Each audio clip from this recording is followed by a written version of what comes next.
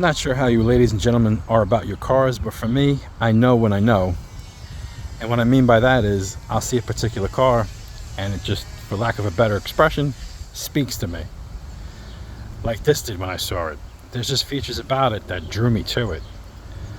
I like the uniqueness of the waterfall, which is this stainless steel cascading trim that runs from the front bumper all the way up the hood, and it continues from the back all the way down the trunk to the rear bumper.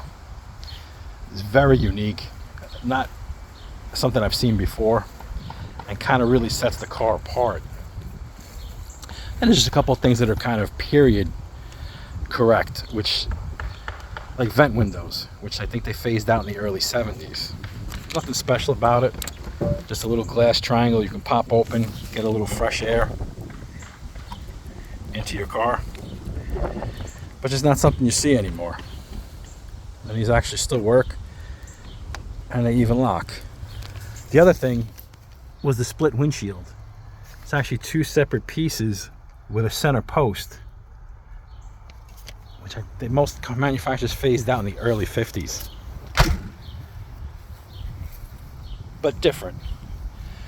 But my favorite feature by far, and what really sold me on the car, is the hood ornament. The hood ornament is an amber colored Native American chief with his headdress flowing back into the waterfall trim.